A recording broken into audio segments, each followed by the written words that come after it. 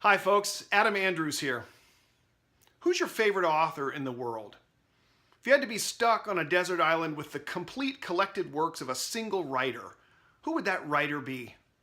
For me, it'd be C.S. Lewis, the 20th century philosopher and apologist and writer of fantasy and science fiction books. I've loved C.S. Lewis ever since my mom got me and my brother together on the couch and started reading the Chronicles of Narnia to us when I was just a child. Ever since then, his ability to tell a great imaginative story and his ability to weave philosophical truth and philosophical questions into those stories has captivated my imagination. Lewis lived from 1899 to 1963, and he was an Irishman, an academic and literary scholar. He taught medieval and Renaissance literature at Oxford and Cambridge universities over a long academic career. And in that time became also famous outside the academy for writing books of Christian apologetics and popular theology. And of course, also those famous books of fantasy for children and also some science fiction titles for adults, in particular his famous space trilogy. I guess that's one of the reasons why I would take the complete works of Lewis with me to a desert island. There's so many different kinds of writing I can partake in if I have all of his titles at my disposal. Whether it's philosophy and logic, theology and apologetics, fiction, poetry, literary criticism, Lewis has a little bit of everything for the discerning reader. His glorious gift for analogy and example is a great complement to his logical patterns of thought. He'll go on for pages and pages with this very technical explanation of this fine distinction and then illustrate it with an example from everyday life that makes the whole thing colorful and alive and easy to assimilate. Extremely persuasive the way he combines those two facets of his own mind, logical precision with a gift for analogy and metaphor and example. If you go to read his 1947 book Miracles, for example, before chapter 5 is over, you will be firmly convinced of the existence of a supernatural world. As a matter of fact, if you don't want to believe in the existence of a supernatural world, you'll believe it anyway against your will because of the power and the lucidity and the clarity of Lewis's explanations. In the same way, if you go to read his 1943 book, The Abolition of Man, you'll come away equally convinced of the existence of some transcendent, objective standard of value that all people subscribe to, whether they admit it or not. However, the reason I like Lewis the most is beyond all of these things. I like him most because of his transparency. Because of the way, especially in his fiction, but also in his philosophical and theological writings, the way he injects himself into the story and lays his own foibles and insecurities and sins even bare before the reader. He writes and speaks from his own life and from his own experience in such a humble way that you realize this man who's been given such a great gift of thinking and expressing himself and boiling the truths of Christianity and the truths of philosophy down for an average reader is an average reader himself, an average man with feet of clay. And that transparent aspect really gives me a connection with Lewis that I love going back to over and over again.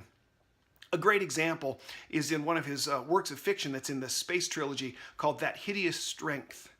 And it's about this college professor named Mark Studdock, who has great ambition to be well known in the scholarly community among his fellow faculty members and his colleagues.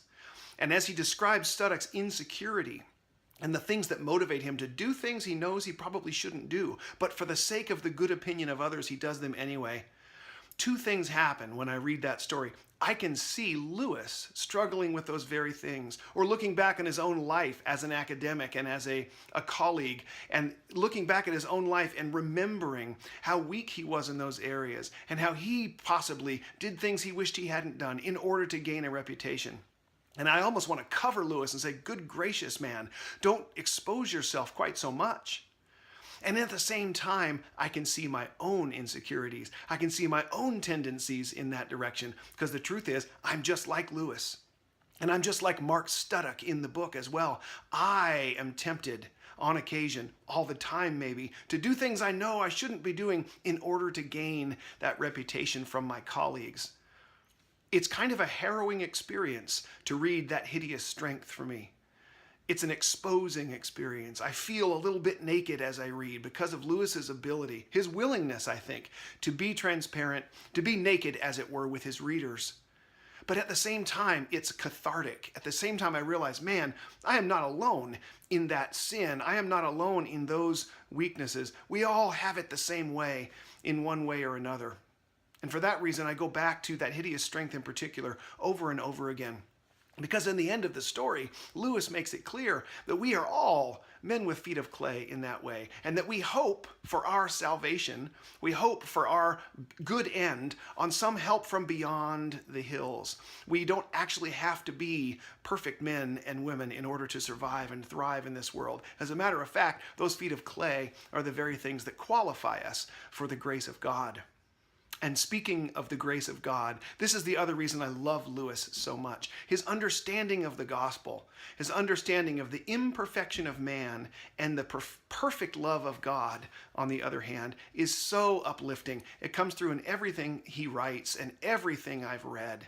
It's a wonderful thing to remember that my insufficiency and God's sufficiency are a perfect match. One of the best examples of this is another work of fiction of Lewis's called Till We Have Faces, which is a retelling of the old Cupid and Psyche myth from the ancient world, recast in a imaginary land of Lewis's own creation. And he tells the story of the kidnapping and ravishing of a beautiful woman by the god of love, and of the protective older sister who struggles against this God and his will for the life of her family. It's a wonderful picture of our striving against God, of our keeping accounts, of our trying to create an identity for ourselves by the things that we do and the right decisions that we make, and how all of those things in the end come to nothing. All that matters in the final analysis is the undeserved, ravishing love of God directed at us from heaven. It's a wonderful, wonderful depiction of God's grace. And it comes through that great language, that clear, lucid prose, that airtight logic, that gift for example and analogy that define the works of C.S. Lewis. If you got to go to a desert island and you can take the complete works of a single author with you, my vote is C.S. Lewis every time. I hope you come up with an author of your own. I hope we don't have to go to a desert island in the end, but just in case, it's good to be prepared. Until we meet again, my friends, happy reading.